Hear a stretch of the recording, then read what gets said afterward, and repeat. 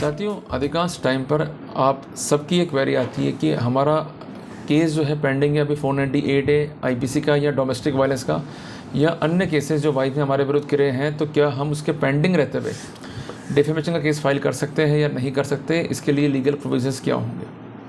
साथियों, सबसे पहले कंसेप्चुअली हमें क्लियर होना पड़ेगा कि डिफेमेशन है क्या और इसके लिए प्रोटोकॉल कानून में क्या है। देखो साथियों, हर व्यक्ति की समाज में इज्जत है, चाहे वो गरीब हो चाहे वो अमीर हो। तो उसकी जो इमेज क्या है, उसका जो पैरामीटर है, उसको माना गया है एस्टीम्ड इमेज। जब भी कोई वर्ड से जो कि बोले गए हों या by the way of gesture हों या लिखे गए हों, कैसे भी हो, उसकी जो एस्टीम्ड इमेज है उसको अफेक्ट करता है before the member of locality. तो इन दैट सिनेरियो जो वो कंसर्न व्यक्ति है जिसने ऐसा एक्ट किया है, वो जिम्मेदार होगा या लाइबल होगा for the prosecution under law of defamation. साथियों, जहाँ तक बात डिफेमेशन की है तो दो कॉम्पिटेंट जो लेजिस्लेशन है इसको डील विद करते हैं। एक तो है सिविल डिफेमेशन और दूसरा है क्रिमिनल डिफेमेशन।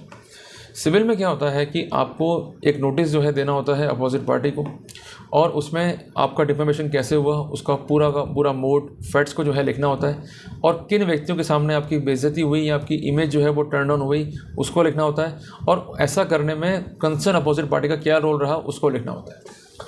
सिविल डिफेमेशन में कोर्ट जो है कंसर्न्ड अपोजिट पार्टी को या कल्प्रिट को जो है वो जेल नहीं भेजता, बल्कि आपको डैमेजेस मुआवजा जो है दिलाता है for the damage cost to your reputation, जो कि 50,000 से लेकर आप करोड़ों तक जो है मांग सकते हैं। वो आप पर जो है डिपेंड है कि कितना आपको डैमेज जो है लगता है। इसके अलावा अगर आपकी कोई एलएलपी है या कोई आपकी पार्टनरशिप फर्म है या कोई प्राइवेट लिमिटेड है जिसका सेपरेट लीगल एग्जिस्टेंस है, तो उस सिनेरियो में उनके पास भी इक्वल राइट है to compete for such type of litigation. क्योंकि अगर डिफेमेशन से आपका बिजनेस भी अफेक्ट हुआ है, आपकी फॉर्म्स भी जो है अफेक्ट हुई हैं, तो being a juristic person they are totally competent to file the case for civil defamation. Civil defamation में क्या होता है कि एक दावा जो है कोर्ट में पेश होता है, उस पर सारे फैक्ट्स को जो है लिखा रहता है जो कि नोटिस में लिख दिया आपने। इसके अलावा एक रसूम जो है पे करनी पड़ती है, जो कि होती है हर 1 लाख पे मोटा मोटा 7.5 या 8% के आसपास टेंटेटिव है। और उसके बाद कोर्ट जो है नोटिस जारी करता है अपोजिट पार्टी को। और ये डिफेमेशन इसलिए बेनिफिशियल है कि इसमें ज़्यादा क्वेरीज जो है कोर्ट नहीं करता है। आपने दावा पेश किया, कोर्ट जो है जुरिडिक्शन को चेक करता है, कॉज ऑफ एक्शन को चेक करता है, आपने जो लीगल फॉर्मेलिटीज है उसको पूरा करा नहीं करा उसको चेक करता है, रसूम है या नहीं है उसको चेक करता है, and notice usually issued to the opposite party. तो कोई दिक्कत नहीं आती है। और ऐसे कई केसेस को हमने करके देखा है कि जहाँ पर पेंडिंग था 498 है, उसके बाद भी सिविल डिफेमेशन के नोटिस गए और कोर्ट ने अपोजिट पार्टी को जो है वो गिल्ट होल्ड करा।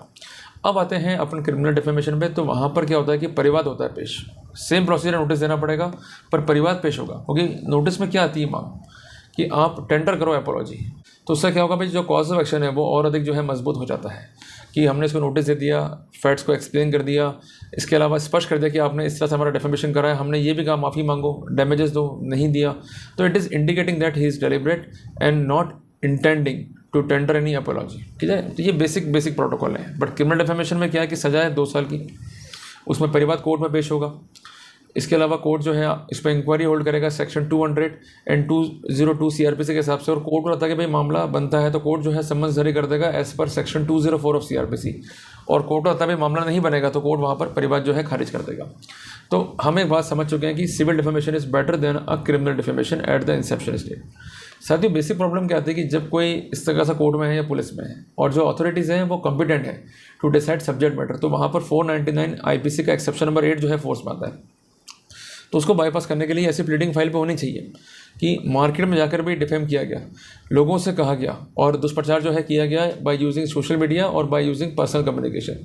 अगर ये प्लीडिंग्स नहीं है और सिंपल आप कोर्ट में की गई प्लीडिंग से आप केस बनाना चाह रहे हैं, तो 499 आईपीसी का एक्सेप्शन नंबर 8 जो है राहत प्रदान कर देगा अपोजिट पार्टी को। तो ऐसी राहत उसको ना मिले तो कम से कम आप ये चीज़ ध्यान रखिए कि प्लीडिंग में आप ये स्पष्ट लिखिए कि मार्केट में घर घर जाके या इन लोगों के सामने हमें जलील किया गया और अधिक से अधिक हमारा जो है डिफेमेशन कॉज किया गया, जिससे हमारा बिजनेस भी जो है अफेक्ट हुआ। तो जितना स्पष्ट प्लीडिंग आप करेंगे उतना ज़्यादा फ़ायदा आपको होने वाला है। साथियों, एक बात मैं स्पष्ट कर दूं कि अगर 498 का केस जो है पेंडिंग है तो उसके साथ साथ अगर आप ये केस करते हैं तो ये केस बार नहीं है, क्योंकि इसका अलग कॉज ऑफ एक्शन है। और जब भी कोई नया क्राइम होगा या सिविल रॉन्ग होगा तो उस सिनेरियो में कोर्ट जो है वो एक्शन ले सकता है या नोटिस जारी कर सकता है या समन्स जो है इशू कर सकता है। डिपेंड करता है कि आप किस तरह की प्रोसीडिंग में जो है इंटरवीन कर रहे हैं, कैसा केस जो है लेके आ रहे हैं और किस तरह से जो है वर्कआउट कर रहे हैं। तो साथियों, उम्मीद करता हूँ कि आज के वीडियो के माध्यम से मैंने आपको चीज़ें ईजी कर दी उसका जो बेसिक है मैंने समझा दिया, ताकि जब भी आप केस फाइल करेंगे तो आप खुद डिसाइड कर पाएंगे कि हमें ये केस किस तरह से फाइल करना है, क्या क्या चीज़ों को जो है ध्यान में रखना है, और सिविल डिफेमेशन करना है या क्रिमिनल डिफेमेशन।